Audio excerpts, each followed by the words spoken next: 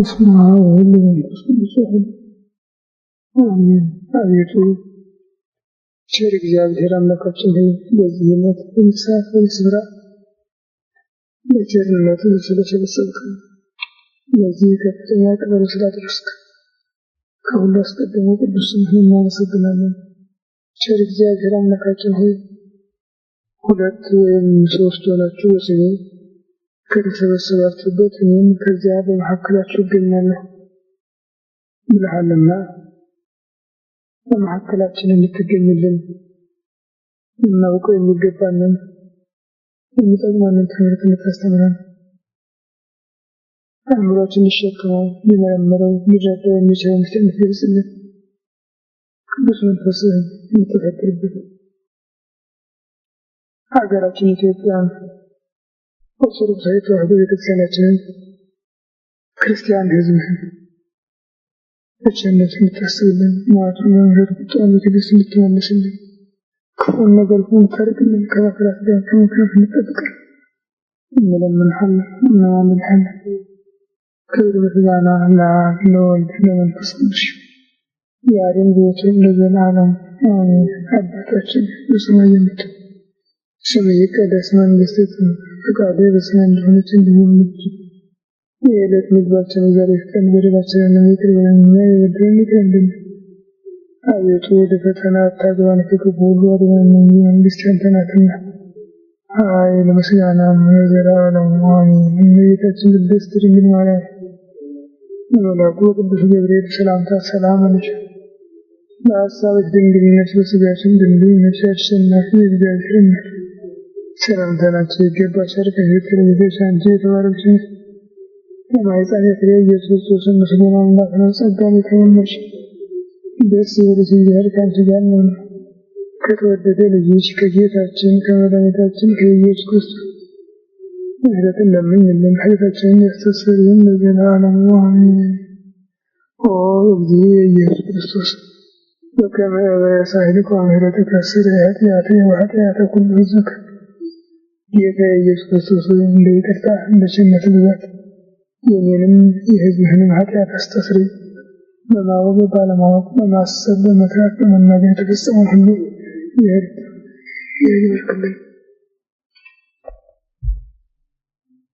ግንቦት 7 ቀን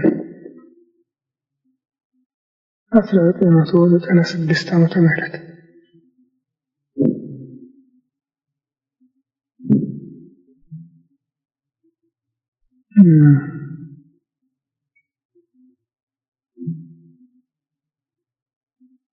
ሰባት የሚለውን ቁጥር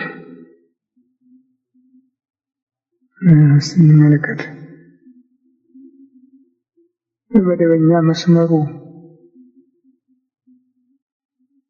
ሳይሆን በተለመደ ቋንቋችን በየወሩ 7 ቀን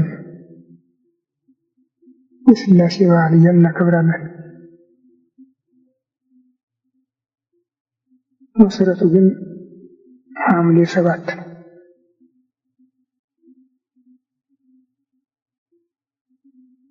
ሐምሌ 7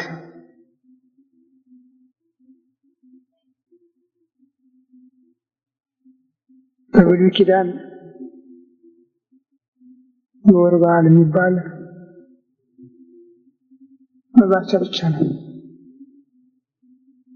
የጨረቃ በዓላት እስላሞች የጨረቃ በዓላት እንደሚሉት የብሉይ ኪዳን አቆጣጠር የጨረቃን በዓል የተከተለ ስለነበረ ያ የመባቻ ቀን በየወሩ ታስብ ነበር። በአዲስ ኪዳን ግን የዓመት በዓላት ነው ያሉት። አንዳንድ ሰዎች በራሳቸው ፈቃድ በሰዓት ያደርጋሉ እና ያንንም በየወሩ እናከብራለን ብለው ቃል ይገባሉ። በዚህ መሰረት ቁርባን ልምድ እየሆነ መጣ እንጂ በቤተ ክርስቲያን ያለው የዓመት ነው። እንደገና አሁንም ከአፄ ዘርዓ ያዕቆብ ዘመን ወዲህ በየወሩ የጌታችን በዓል የዕለተ ዕረፍቱ መታሰቢያ የጌታም የልደቱ በዓል እንዲከበር ተለምዷል። እንዲያውም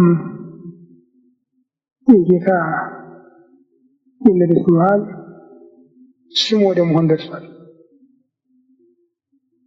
በዓለ እግዚአብሔር እየተባለ ስም ወደ መሆን ነው የደረሰው። በዓለ እግዚአብሔር ማለት ስም አይደለም፣ የእግዚአብሔር በዓል ነው። የቀኑ ስም ነው የዕለቱ። ዛሬ የእግዚአብሔር በዓል ነው። ዛቲ ዕለት በዓለ እግዚአብሔር፣ ይህች ዕለት የእግዚአብሔር በዓል ናት። ዛቲ ዕለት እንተ ገብረ እግዚአብሔር የተፈሳን ታስባቲ፣ ይህች ዕለት ደስ የምሰኝባት እግዚአብሔር የፈጠራት ቀን ናት። ይሄ ነው እና የልደቱን በዓል ለማስታወስ በዓለ እግዚአብሔር ብለው ጠርተውታል። ይኸውም እንደው አይደለም በጎን ተጥሎ በጨርቅ ተጠቅልሎ በነበረበት በዚያ ጊዜ በዚያ ሰዓት በዚያ ቀን መላእክት ስብሐት ለእግዚአብሔር በሰማያት ወሰላም በምድር ስምረቱ ለሰብእ፣ በሰማይ ለእግዚአብሔር ምስጋና በምድር ሰላም ፍቅሩ ለሰው ልጆች ሆነ ብለው ስለዘመሩ የእግዚአብሔር በዓል መሆኑ ታወጀ። በዚህ ምክንያት ነው በዓለ እግዚአብሔር የሚባለው። ዛሬ ግን ሕዝቡ ኢየሱስና በዓለ እግዚአብሔር ብሎ ሁለቱንም የተለያየ ስም አድርጎ ነው የሚጠራ። ይህ ታዲያ ከካህናት ትምህርት ጉድለት ነው። ቅድም መጥተው የነበሩትን እናት አንስተውት ነበር። አንድ ሴት መልካ ኢየሱስ ይጸልዩ ነበር አሉ እና አንዱ ደግሞ ምን አላቸው? ይሄ የኢየሱስ ዕለት ነው እንጂ የበዓለ እግዚአብሔር አይደገምም አለኝ። እስከ ይድረስ ነው። አሁን ላይ ራስ ካሳ የሰሩትን ኢየሱስ ይላሉ፣ የኢየሱስ ቤተክርስቲያን። 4 ኪሎ ያለውን ግን የበዓለ እግዚአብሔር ቤተክርስቲያን የሚባል ይሄ ልምዱ ራሱ ትምህርቱን እንዳጠፋው ነው የምናየው። በዓለ እግዚአብሔር ማለት የእግዚአብሔር በዓል ማለት ነው። ጽንሰቱም በዓለ እግዚአብሔር ነው። ልደቱም በዓለ እግዚአብሔር ነው። ጥምቀቱም በዓለ እግዚአብሔር ነው። ትንሣኤውም፣ ስቅለቱም፣ ሞቱም፣ ትንሣኤውም በዓለ እግዚአብሔር ነው።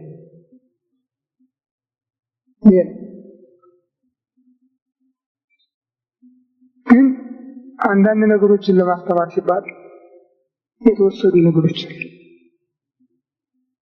ኢየሱስ የሚለው ስም ያው በወንጌል የተማርነው ስሙ ነው። መድኃኒት ማለት ነው። ክርስቶስ ማለት የክርስቲያን ስም ማለት ነው። የመስቀል ስሙ ነው። መድኃኔዓለም የዓለም መድኃኒት የመስቀል ስሙ ነው።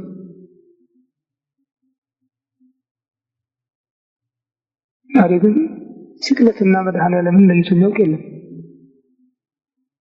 ሰሙነ ሕማማትና መድኃኔዓለምን ለይቶ የሚያውቅ የለም። ያው መሆኑንም የሚያውቅ የለም። እንዲህ ያለ ችግር ነው ያለ። ታዲያ ከዚህ የባሰ ደግሞ ይህ ዞሮ እሱም ያው ለሱ ነው ማንኛው ነገር ሊደረግ የለም። ከዚህ የባሰው ግን ለማኞች የፈጠሩት አጀንዳ አለ። ለአንድ ልደታ በሁለት ታዲዮስ ነው፣ በሶስት በአታ በአራት ዮሐንስ በአምስት አቦ ብለው የፈጠሩት አጀንዳ አለና ዛሬ ኮሚኒስቶች ምን ብለው ይከሱናል? አመት ሙሉ ስራ እንዳይሰራ እንቅፋት ወይ ቤተክርስቲያን ናት እና ጎጅ ባህል ነው ብሎ ሰረዙት። ጎጅ ባህል የሚል ቋንቋ አወጡለት። ቅዳሜና እሑድ ይኸው ፍርድ ቤት ተከፈተ።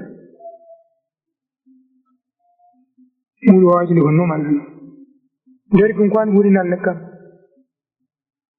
አሁኑ ደግሞ ጨርሶ ጎጅ ባህል በሚለው ጠርጎ እየጣለው ነው እና ዛሬ እንግዲህ ግንቦት 7 ቀን ስላሴ ነው ማለት ቀኑ ግን ሐምሌ 7 ነው። የዚያ መታሰቢያ ነው እንኳን አንልም።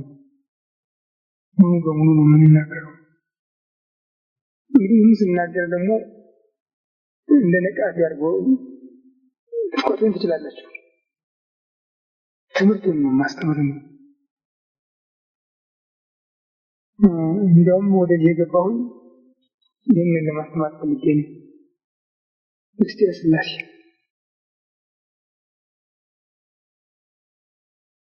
ሥላሴና እግዚአብሔር የሚለውን ስም እንኳን ለይተን አናውቅም። አንድነት እንዳለው ልዩነት እንዳለውም አናውቅም።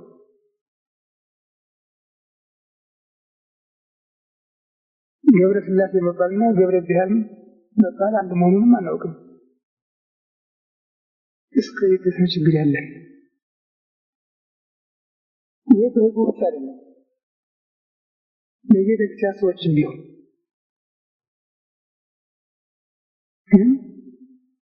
እግዚአብሔር ማለት አብ ወልድ መንፈስ ቅዱስ ማለት ነው። አብ ወልድ መንፈስ ቅዱስ ማለት ደግሞ አንድ አምላክ እግዚአብሔር ማለት ነው። ያን ነገር እግዚአብሔር ባልን ጊዜ አንድ አምላክ አብ ወልድ መንፈስ ቅዱስ ማለታችን ነው። አብ ወልድ መንፈስ ቅዱስ አንድ አምላክ ባልን ጊዜ ደግሞ እግዚአብሔር ማለታችን ነው።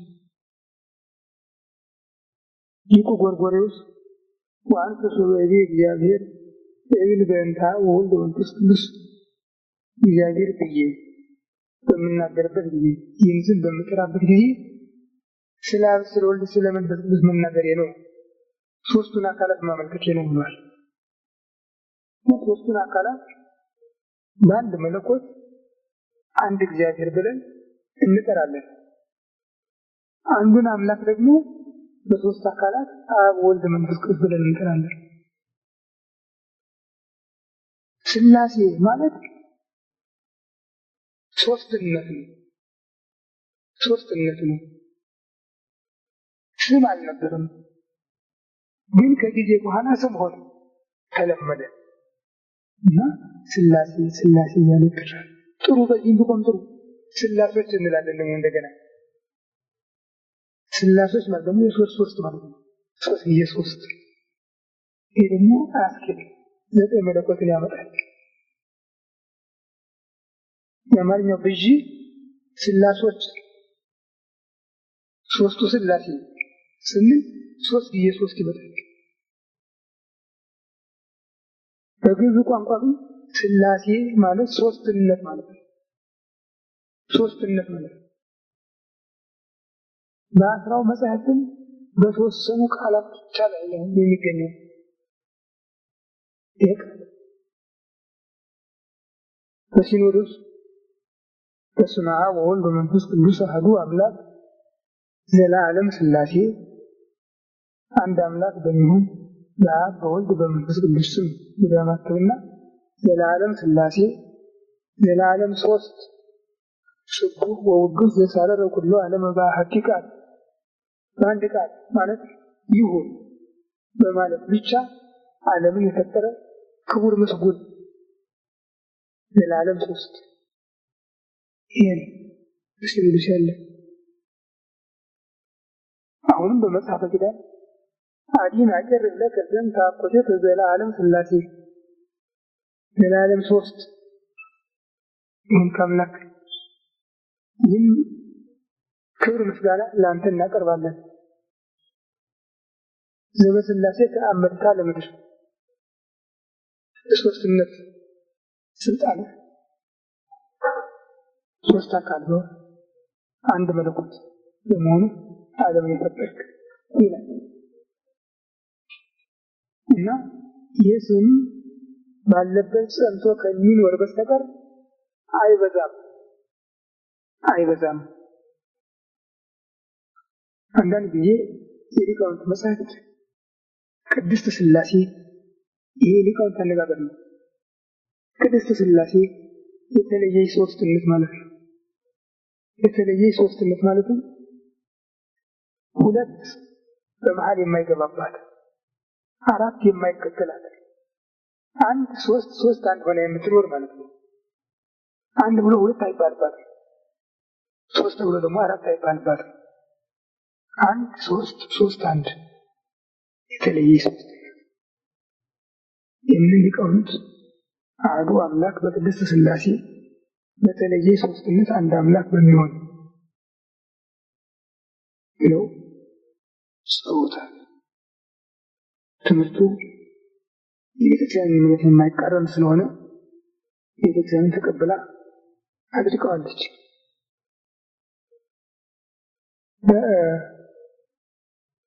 አንዳንድ ሰዎች በጌታ አንቀጽ ስለምን ሆነ ብለው ይናገራሉ።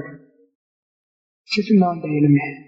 የቋንቋ ጉዳይ የተለየች ሶስትነት ነው እንጂ የለም። በወንድ አንቀጽም ስሉስ ቅዱስ ልዩ ሶስት ብሎ ይገኛል። ስሉስ ቅዱስ ስሉስ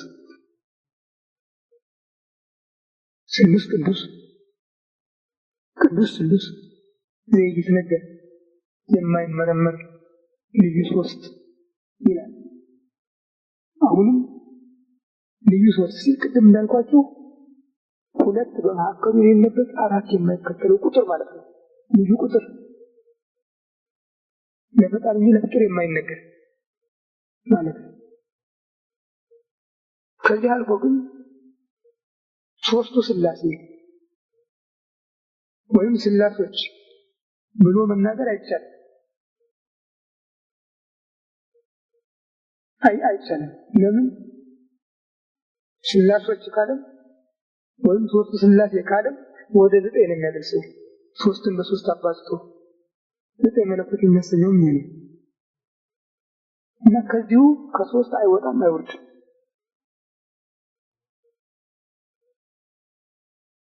በቅዱሳት መጻሕፍት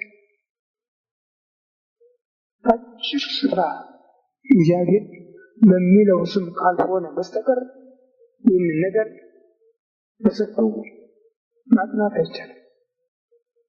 እግዚአብሔር በሚለው ስም ብቻ ነው የሚጠራ። እኔ አነ እግዚአብሔር እኔ እግዚአብሔር ነኝ። ለይኩን ብርሃን ይሁን አለ ወይኔ እግዚአብሔር ለይኩን ብርሃን እግዚአብሔር ብርሃን ይሁን አለ። ይህን ሲናገር አሁን አብ ወልድ መንፈስ ቅዱስ ማለት ነው። አብ ወልድ መንፈስ ቅዱስ ብርሃን ይሁን አለ ማለት ነው። ከዚህ ጊዜ ጀምሮ እንግዲህ እግዚአብሔር እንዲህ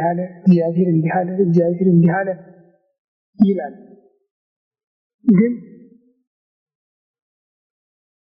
ማነጋገሩ የብዛትን መልክ የሚያሳይበት ጊዜ አለ።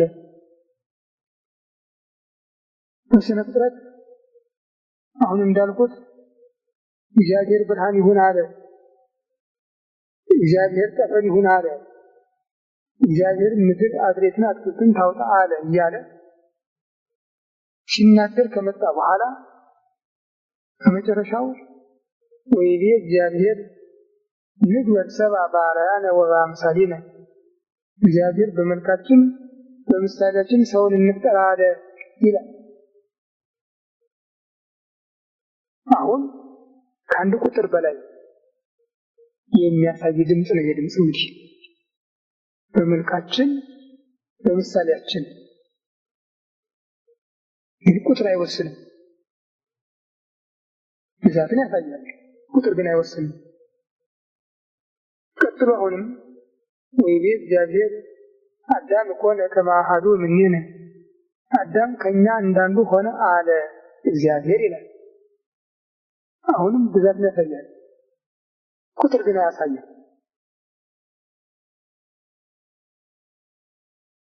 በዚህ አይነት ድምፅ እስከ አብርሃም ዘመን ቆይቷል። በአብርሃም ዘመን ግን ቁጥር የሚያሳይ ልዩ ምልክት መጣ። ሙሴ እግዚአብሔር ለአብርሃም በመምሪያ አጸድ ተገለጠለት ይላል። ተገለጠለት ነው የሚል ዓይኑን ባነሳ ጊዜ እነሆ 3 ሰዎች አየ። ሮጦ ሄዶ ሰገደላቸውና አቤቱ በፊትህ ሞገስ አግኝቼ እንደሆነ ወደ ቤት ገብታችሁ ከጥላ አርፋችሁ እህል ውሃ ቀምሳችሁ ወደ አሰባችሁ ትሄዳላችሁ አላቸው ነው። ይህ አነጋገር የሞኝነት አነጋገር ሊመስል ይችላል። በተራ አስተሳሰቡ ካየ ነው። ጠለቅ ብለን ስናየው ግን ምስጢረ ሥላሴን ነው የሚያስተምረን። አንድነትን ሳይለቅ ሶስትነትን ሳይለቅ አንድነትን ነው የሚያሳይ። እግዚአብሔር ለአብርሃም በመምሪያ አጸድ ተገለጠለት።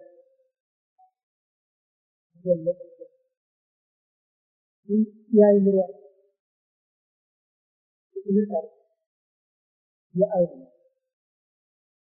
እና ዓይኖቹን ባነሳ ጊዜ ያለ 3 ሰዎች አየ። ተገለጡለት አላለም፣ ተገለጠለት ያለ። ዓይኖቹን ባነሳ ጊዜ 3 ሰዎች አየ። ሮጦ ሄዶ ሰገደላቸውና ይላል። አሁንም ሶስትነትን እናጸና ነው። እንደገና ተመልሶ እንደሆነ የሚለው አቤቱ በፊትህ ሞገስ አግኝቼ እንደሆነ፣ በፊትህ ነው የሚለው። በፊትህ ሞገስ አግኝቼ ከሆነ ወደ ቤት ገብታችሁ ከጥላ አርፋችሁ እህል ውሃ ቀምሳችሁ ትሄዳላችሁ አላቸው ነው የሚለው። እህል ውሃ ቀምሳችሁ ወደ አስባችሁ ትሄዳላችሁ አላቸው ነው የሚለው። እንዳላደረገ ነው የሚለው።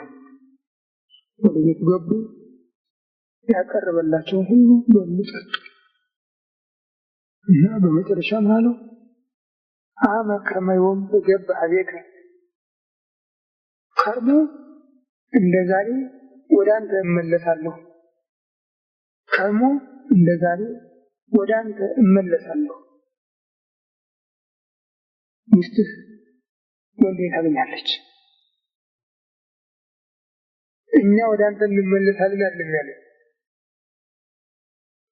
እኔ ወደ አንተ እመለሳለሁ ነው ያለው። አሁንም አንድነቱን ሶስትነትን እንደጠበቀ ነው ያለው። እኔ በሚለው ቃልም እሱ በሚለው ቃልም ይናገርበታል። ግን ያው በአካል 3 በመለኮት አንድ የሆነው አምላክ ነው ይህን ስራ የሚሰራው። ምናልባትም ይህን መለሳለት ያለው ወልድ ነው ብለን እናስብ ይሆናል። አይደለም። የሶስቱም ሐሳብ የሶስቱ ፈቃድ አንድ ስለሆነ በአንድ ፈቃድ በአንድ ቃል የተነገረ ነው። ለዚህ ነው ሊቁም ቅዱስ እግዚአብሔር አብ ዘሰምረ ኪያኪ ወቅዱስ ወልድ ዋሕድ ዘኀደረ ውስተ ከርሥኪ ወቅዱስ ጰራቅሊጦስ መንፈስ ቅዱስ ያጽናኪ። የልጁ እናት እንድትሆኚ የመረጠሽ እግዚአብሔር አብ ቅዱስ ነው፣ በማኅፀንሽ ያደረ እግዚአብሔር ወልድም ቅዱስ ነው፣ ያጸናሽ እግዚአብሔር መንፈስ ቅዱስም ቅዱስ ነው ብሎ ሶስቱንም በአንድ ግብር አጠቃሎ ያቀረበ በዚህ ምክንያት ነው። ታዲያ ይህ ሁኔታ መቼ የተፈጸመው ብንል ሐምሌ 7 ቀን ነው። ሐምሌ 7 ቀን ነው ለአብርሃም የተገለጸበት። ይህንን ተቀብላ ቤተክርስቲያን እግዚአብሔር በአካል 3 በባህሪ በመለኮት አንድ ብላ ታስተምራለች። ኋላም ጌታ በመጣ ጊዜ በዕለተ ጥምቀት አንድነት ከሦስትነት ሦስትነት ከአንድነት ምስጢረ ሥላሴ ተገለጸ። ከአብርሃም በተለየ በአብርሃም ጊዜ ከተደረገው የተለየ እዚያ 3 ሰዎች አየ ብሎ ሰው በተፈጠረበት በአምሳሉ በመልኩ ነበር እንደተገለጠ ያየነው። እዚህ ግን ጌታ ተጠምቆ ወጥቶ በሚጸልይበት ጊዜ ሰማይ ተከፈተ፣ መንፈስ ቅዱስ በርግብ አምሳል ወርዶ በራሱ ላይ አረፈ። ከሰማይም የምወደው ልጄ ይህ ነውና እሱን ስሙት የሚል ቃል መጣ ብሎ ከዓይን አስተያየት ወደ ሕሊና አስተያየት ከግዙፉ ወደ ረቂቁ የሚስብ ታላቅ ኃይል ተገልጾበታል በደብረ ታቦር ምንጩ። ይሁን እንጂ አሁንም ይህ ምስጢር ከሰዎች አእምሮ የረቀቀ ሆኖ ነው የቆየው። ጌታ ደጋግሞ ባስተማረበት ጊዜ ሁሉ ምንም ደጋግሞ አባቴ ላከኝ እያለ ቢያስተምራቸውም ይህን ያህል በሰፊ አታነጹበትም ነበር እና በመጨረሻ ጊዜም ሐዋርያው ፊልጶስ አባቴ አባቴ እያለ ሲናገር ሰምቶ እባክህ እንግዲያው አንድ ቀን እንኳን አብን አሳየንና ይበቃና ብሎት ነበር። ምንድን ያለው እሱ ፊልጶስ ይህን ያህል ቀን አብሬ ነበርኩ፣ አብሬያት ቆይቻለሁ፣ እንዴት አብን አሳየን ትለኛለህ? እኔን ያየ አብን አየ፣ እኔን ያየ አብን አየ። ይህ እኔ የምነግራችሁ ነገር እኮ እኔ ከራሴ አንቅቼ የምነግራችሁ አይደለም፣ በይህ ህልውና ያለ አብ ነው የሚናገረው ብሎ አብ በሱ እንደሚናገር እንደሚያነጋግራቸው ገልጾ ትምህርት ሰጥቶበታል። እንግዲህ ይህንን ስናይ እኔ የሚለው ቋንቋ አብንም ወልድንም መንፈስ ቅዱስንም ይህን ሊያስተባብር ነው ማለት ነው። ይህ እኔ የምነግራችሁም እኔ ከራሴ አንቅቼ የምነግራችሁ አይደለም፣ በእኔ ህልውና ያለ አብ ስራውን እየሰራ ነው ያላቸው። ይልቅ ባልተጠየቀበት መልኩ ያልደረሱበትን ሊመራቸው ስለፈለገ እኔ አብን እለምነዋለሁ፣ ሌላውን አካል ጰራቅሊጦስን ይልክላችኋል፣ የእውነት መንፈስ ነው፣ ዓለም ሊሸከመው ሊቀበለው የማይቻለውን አያውቀውምና እናንተ ግን ታውቁታላችሁ፣ አድሮባችሁ ይኖራልና ብሎ ስለ መንፈስ ቅዱስ ሰበከላቸው። አካላዊ መሆኑን መንፈስ የሚል ቃል በብሉይ ኪዳንም በሰፊው ተጠቅሶ ይገኛል። ግን በዮርዳኖስ እንደታየው አካላዊ መሆኑን በስፋት የሚማሩበት ነገር አልነበረምና ዛሬ እሱ ወደ ዓለም መጥቶ ራሱን እንዳስተዋወቀ መንፈስ ቅዱስም ወደ ዓለም መጥቶ ራሱንና አብ ወልድ መንፈስ ቅዱስ የሚለውን እምነት እንደሚገልጽ አረጋገጠ። ከዚህ በኋላ በትንሣኤው ቀን ሲልካቸው ሁሩ ወመሃሩ ውስተ ኩሉ አጽናፈ ዓለም ሂዱ እስከ ምድር ዳርቻ ድረስ አስተምሩ ወአጥምቅዎሙ በስመ አብ ወወልድ ወመንፈስ ቅዱስ ወይም ታጠምቅዎሙ በሉ በስመ አብ ወወልድ ወመንፈስ ቅዱስ በአብ በወልድ በመንፈስ ቅዱስ ስም አጥምቋቸው ወይም ስታጠምቋቸው በስመ አብ ወወልድ ወመንፈስ ቅዱስ በሉ ብሎ የመጨረሻውን ትምህርት ሰጣቸው። ይህ ካደረጋችሁ በኋላ ወመሃርዎሙ ይቅረቡ ያዘዝኩክሙ ያዘዝኳችሁ እንዲጠብቁ አስተምሯቸው አለ። በዚህ ቃል መሰረት ነው እንግዲህ ስራችን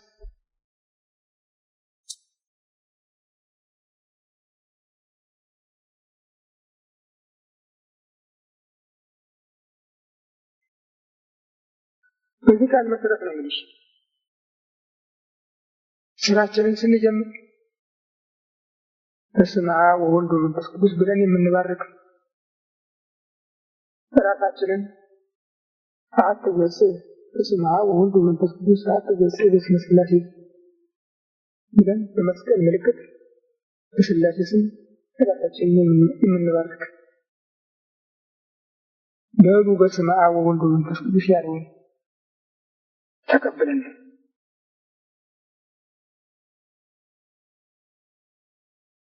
ይሁን እንጂ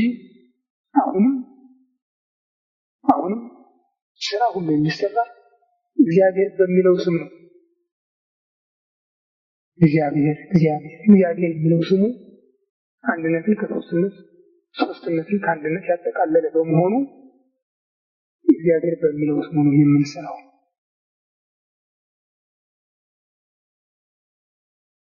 ታዲያ የክርስትና ትምህርት ጥልቅና ረቂቅ ስለሆነ በቃል በመናገር ብቻ ሊከናወን የሚችል ነገር አይደለም። ለዚህ ነው ጌታ ወመጽወው መንፈሰ ጽድቅ ይመርሐክሙ ሀበ ኩሉ ጽድቅ ያ የእውነት መንፈስ በመጣ ጊዜ ወደ እውነት ሁሉ ይመራችኋል፣ እኔ የነገርኳችሁን ያሳስባችኋል ያላቸው። 3 ዓመት ከ3 ወር ወንጌልን አስተምሯቸዋል። በዓይናቸው የሚያዩትን አሳይቷቸዋል፣ በጆሮአቸው የሚሰሙትን አሰምቷቸዋል። ግን አንድም እንኳን በጭንቅላታቸው የተቀረጸ አይመስልም። ይህ ስለሆነ ነው መንፈስ ቅዱስ እልክላችኋለሁ፣ እሱ ይመጣል፣ ያስተምራችኋል፣ የነገርኳችሁን ሁሉ ያሳስባችኋል አለ። እንዳለውም አደረገ። በጽርሐ ጽዮን ተሰብስበው ሳሉ ቀኑ ግንቦት 18 ቀን ነው። ዕለተ እሑድ ነው። ለቅዳሴ ነበር የተሰበሰቡ። የጌታ ወንድም የሚባለው ያዕቆብ ሐዋርያ ነው መሪው። ፈኑ መንፈሰ ቅዱስ ዲበዝንቱ ህብስት ወዲበዝንቱ ጽዋ፣ በዚህ ህብስት በዚህ ጽዋ ላይ ቅዱስ መንፈስን ላክ ብሎ ሲናገር መንፈስ ቅዱስ ወረደ። ከውጭ ሲሰሙት ጥቅል ያውሎ ንፋስ ድምፅ ይመስል ነበረ። ወደ ውስጥ ሲገባ ግን የተከፋፈለ የእሳት ላንቃ ሆነ። በሁሉም ላይ ያደረባቸው ነው። ሁሉም እንደሚገባቸው እግዚአብሔር እንዳደላቸው መጠን በ72 ቋንቋ ተናገሩ ነው የሚለው።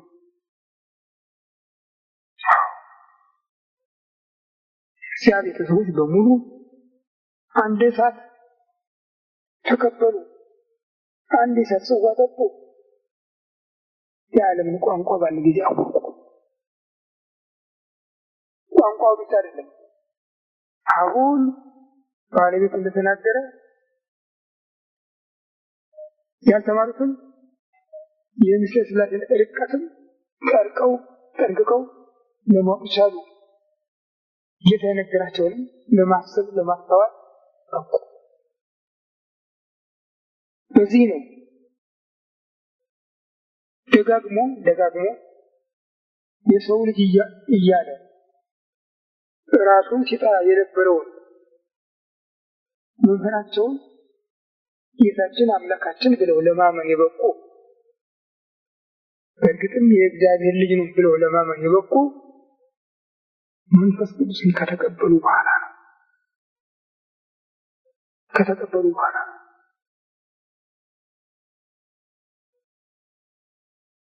ጌታ የእግዚአብሔር ልጅ ነኝ ብሎ በማስተማሩ አይሁድ ይቃወሙት ነበረ። የሰው ልጅ ነኝ በማለቱ ግን አንድ ቀን ማልተጣለ። በብዛት ደግሞ የሚናገር ይሄንን ነበር። በተለይም በዮሐንስ ምዕራፍ 3 አልቦ ዘአልቦ ሰማይ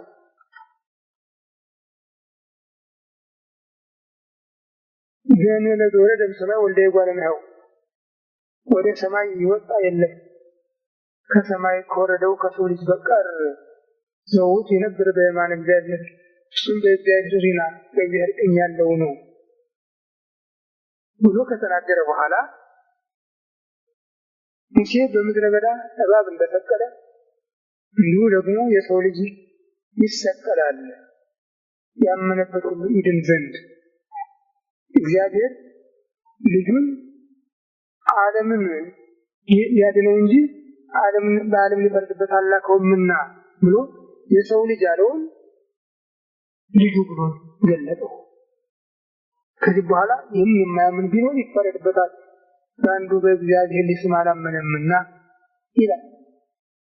እንግዲህ ይህንን ቃል አስተውሎ ለመጠቀም፣ ለመቀበል፣ ለመማር፣ ለማስተማር የመንፈስ ቅዱስ ኃይል ካልተጨመረበት ይከብዳል። መንፈስ ቅዱስ ግን ይህን ትምህርት ከምዕመናን ልቦና አስማማውና ወንጌል በሞላው ዓለም ተሰበከ እና ጌታ እሱ በመጣ ጊዜ ሁሉም ያስተምራችኋል፣ የነገርኳችሁንም ያሳስባችኋል አለ። አሁን መንፈስ ቅዱስ በሐዋርያት ላይ ከወረደ በኋላ አብ ወልድ መንፈስ ቅዱስ አንድ አምላክ ብሎ ማስተማር ተቻለ። እግዚአብሔር አብ ወልድ መንፈስ ቅዱስ ብሎ ማስተማር ተቻለ። እግዚአብሔር ብሎ በአካል ውስጥ በባህሪ በመለኮት አንድ የሆነውን አምላክ በዚህ ስም ብቻ ጠርቶ ማምለክ ማመስገን ተቻለ። ይሄ ነው እንግዲህ ወደ ሥላሴ ወደሚለው ቃል ስንመጣ የሚያስተምረን ይህንን ነው። ግን ይሄ እንኳን በሕዝቡ ዘንድ በካህናት ዘንድም የተጠነቀቀ አይደለም። በጣም አስቸጋሪ ነው። እንዲያውም ከቤተክርስቲያን ከቦታ ቦታ ከቀን የተለየ አድርገው ለማስተማር የሚሞክሩ አሉ። እዚህ ቦታ ያለው ሥላሴ እዚያ ቦታ ያለው ሥላሴ እያሉ እና የሁሉ ችግር ነው፣ የትምህርቱ ችግር ነው የሚያደርገው። አሁን ታዲያ ሐምሌ 7 ቀን በምናከብረው በዓል የወር ልምድ ይዞ ስለመጣ መንግስት ጎጂ ባህል በሚለው ጠቅልጣል ሁሉ ነው ያመጡን ይወሩ ቤተክርስቲያን ባትናገር ችግር የለም። በሲኖዶስ ተረስቶ ነበር አሉ። እና ጎጂ ባህል ተብሎ ተስካር ሲቀር በዓላት ሲቀሩ ወርድ ላይ ሲሻር እንዴት ነው ይሄ ይወሰንና ይተላለፍ ተብሎ ሲጠየቅ ፓትርያርኩ አልፈረሙም ማለት ነው። በዚህ ፈንታ ምን የተፈረመው ቀሳውስት ዲያቆናት የኤጲስ አስተማሪዎች እንዲሆኑ በጠቅላላ የኢትዮጵያ ቤተክርስቲያን አገልጋዮች ሁሉ የኤጲስ አስተማሪዎች እንዲሆኑ ተወሰነ። በራዲዮም ተነገረ።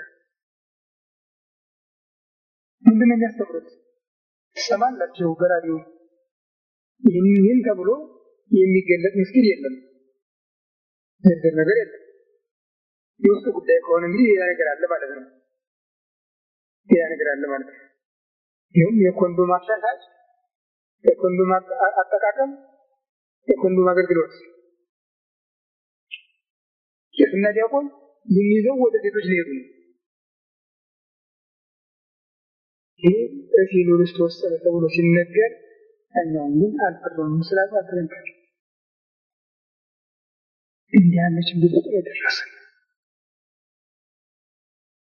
እና ስለዚህ እግዚአብሔር እንዲጠብቀን ከመጸለይ በስተቀር እውነቱ ይህች ቤተክርስቲያን በጣም እየወደቀች ከስሯም እየተነቀለች ነው።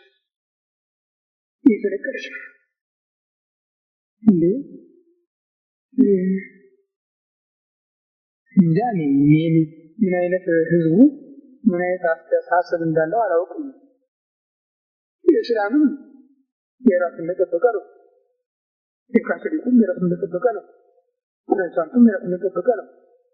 ሁሉም ግን ተባብረው የዚችን ቤተክርስቲያን ባህልና ስርዓት ለመለወጥ የሚደፉ ግዝረት ይላሉ። ግዝረት እኮ ከሰው አለ የተገኘ እግዚአብሔር እኮ ያዘዘ እግዚአብሔር ሰው አለ የፈጠረው ይህንን ነገር። ደግሞ ጎጂነቱ ምን ላይ ነው? እስከዛሬ ኑሮ የለም ወይ? ከተሰራበት ጊዜ ጀምሮ 3000 ዓመት ነው።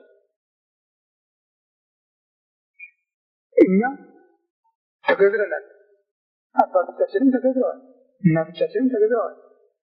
መቼ ነው ጉዳት የደረሰው? አለ የምታውቁት ነገር አለ? ሁሉም አሁን የሚፈታበት እዚህ ላይ ነው። በዓላት ያከብሩ ኖሮ የለም አባቶቻችን። ሌላ ይቅር ጣልቃ ገቦ የሚተወውና በመደዳ በዓል የሚከበር ነበረ ከግንቦት 21 እስከ 25። እንዲያውም ሰሙነ ጰራቅሊጦስ 8 ቀን፣ ሰሙነ ፋሲካ፣ ሰሙነ ሕማማት 8 ቀን ይከበር ነበረ። ምንም በረከት የጎደለበት ጊዜ ከሚጨምር በስተቀር።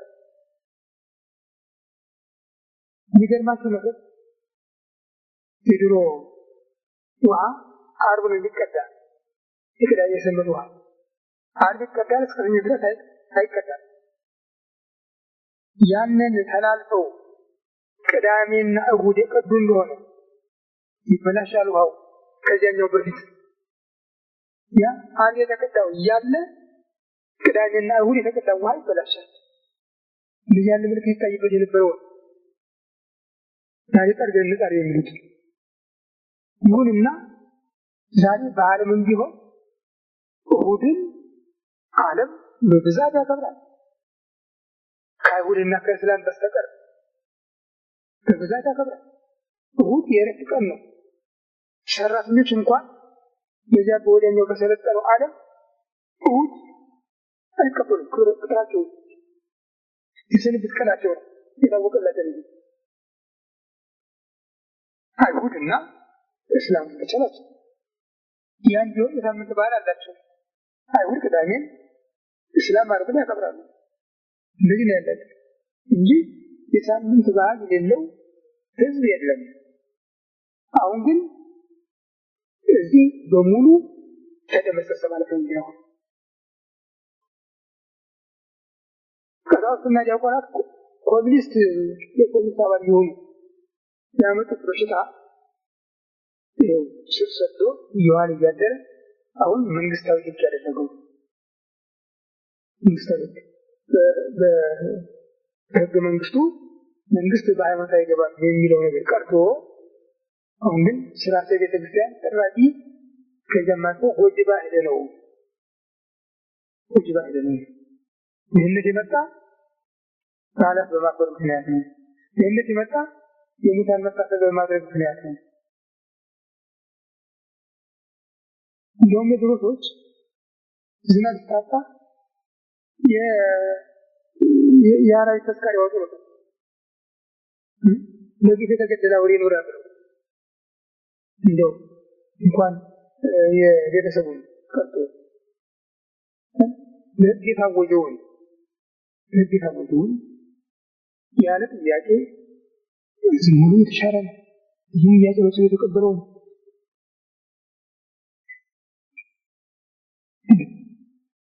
እንደምታውቁት እንደምሰሙት አንድ ሰው ታሞ ሄዶ ራሴን ወገዴን ብሎ ታሞ ሄዶ እዚህ ላይ ሊቆረጥም ሄድስ ነው እዚህ ላይ የሚወጋ ሄድስ ነው የሚል የትኛው ውጤት የለም። ያኛው ቀልጠኛ ሄዶ ስለ ወጋቱ ስለ ቁርጠቱ ስለ ትኩሳቱ ተመርምሮ ይህ በሽታ ይሄ ነው ጨጓራ ነው ኩላሊት ነው ምናምን ነው ተብሎ ይሰጠዋል መድኃኒት። እንደገና ሄዶ ግን ደሙን ይመረመራል። ደሙን ሲመረመር ኤክስ አለበት ይባላል።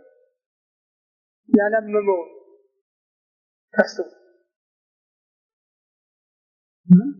ይሄ ከየት መጣ? ለምን መጣ? በዓል በማክበር ተስካር በማውጣት ይሄ መጣ። ሰው ወደ እግዚአብሔር መመለሱ እየቀረ እግዚአብሔርን እየተጋፋ ነው እና ትልቅ ችግር አለ።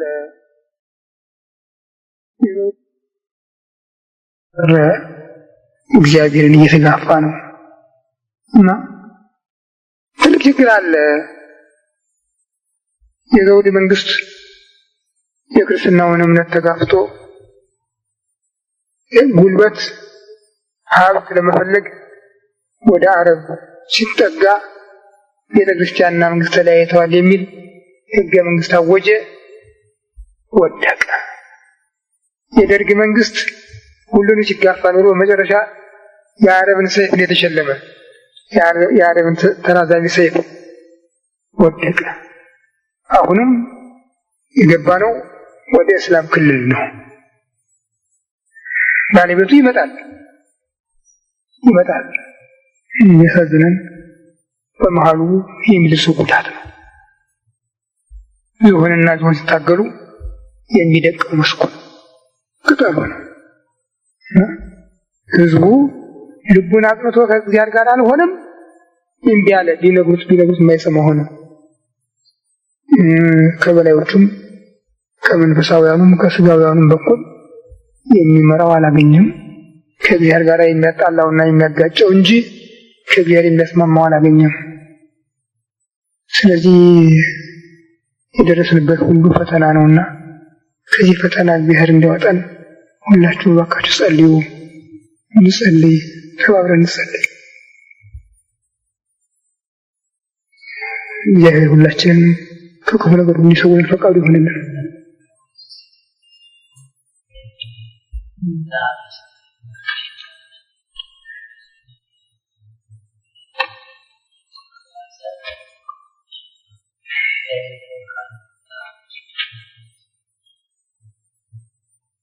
አጠቃላይ ስም እየሄደ ነው።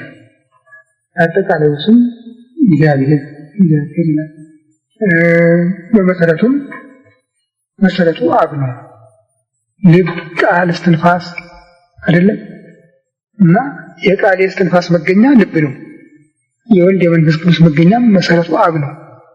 ስለዚህ ጸጋው ለእግዚአብሔር አብ ወስጣት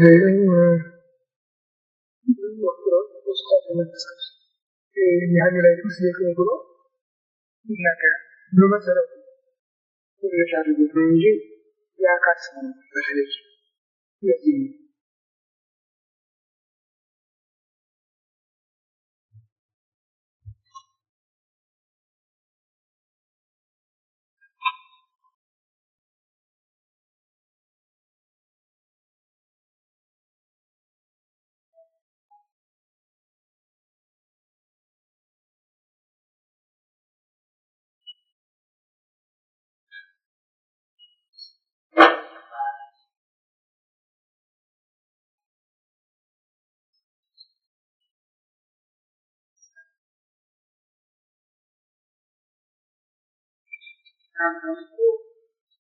አንድ ይላል ተናአይ ዮ እግዚአብሔር ከአብርሃም ጋር ይነጋገር ነበር ነው ይያባና አብርሃም የቆለለ አብርሃም ብራሰብሮ ታላቅ ወገን ይሆናልና ወናሁ ጋር ለሰዶም ወይራ በሳት ሰዶም ይሞራቶ ከዚህ ተስዋል ሰው ወርድ ወይ ከመጋሩ ይገብሩ ለደማታቸው እንደሙከራ ያደርጉ ወርጂ አያቸዋለሁ አለው አብርሃም በጌታ ያለኝና ለፍቅርልኛል ተናገራለ በዚያ አገር አምሳት አርቃት ይኖሩ አምሳው ሰላምታው አርቃት ሁላችንም በስ በየራሀጃ ምክንያት አምሳው አርቃት ነው ይሰራሉ ብሎ ተጀደ አባታቱ ይላል አብርሃም ያቀር አሁን ይመራሉ አለ 40 ቢሆን ይሳል ይመራሉ አለ እስከ 10 ድረስ አምስት ዘመን አምስት ይልና እዚህ እሱና አራት ስለነበሩ እዚያ ተሰምጂ እዚያስ ምድር ያለው ያሉና ያለማ ከአብርሃም ጋር ይነጋገር ነበር ከነሱ ተከፍለው በቤኒ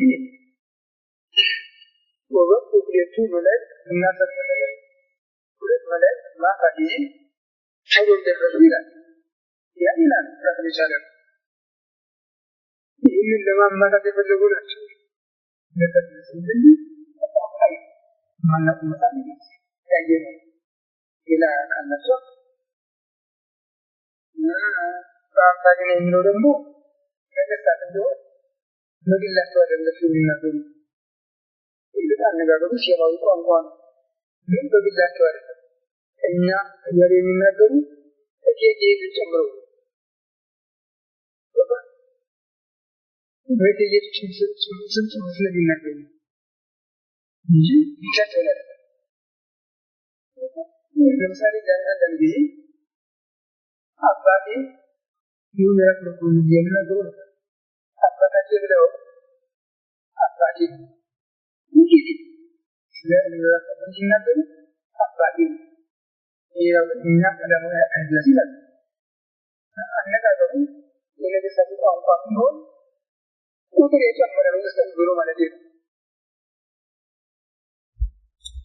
ያለ አሚን አቤቱ ቸርቻ ከራማታችን ይልበት በሚሳት በሚሰራ በቸርነት ስለተሰጠ ለተከፈለ ስለተሰጠ ከሁሉስ ቀጥሎ ብዙውን እናመሰግናለን ቸርቻ ከራማታችን እስካለ ፈጻሚ ከእናንተ ጋር ላይ ይላልና እንዳትለየን እንዳትርቀን ስለታደገን እንደጠብቀን ከመከራ ስጋ ከመከራ ተነስተን ይለምናለን ይለምናለን ቸርቻ ከራማታችን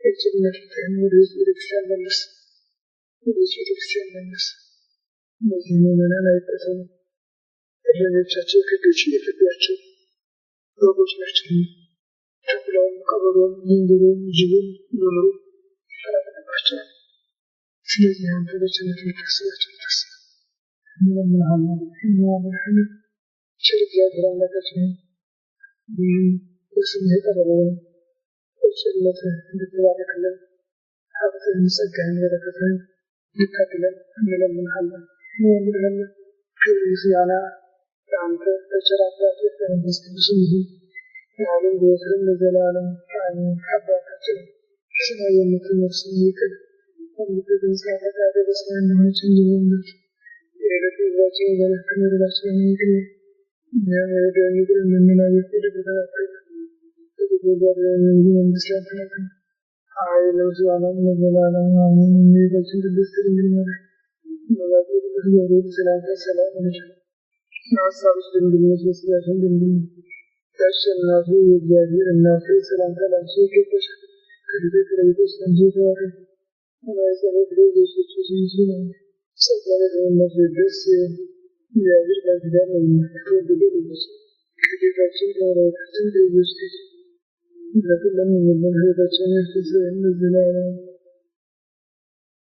አሜን። ኢየሱስ ክርስቶስ ከማኅበረ ጻድቃን በምሕረትህ ኃጢአቴን ጌታ ኢየሱስ ክርስቶስ እንደ ይቅርታ እንደ ቸርነትህ የእኔንም የሕዝብህን ኃጢአት አስተስርይ። በማወቅ ባለማወቅ በማሰብ በሚፈጸም ነገር በጽናት እንዲያደርግ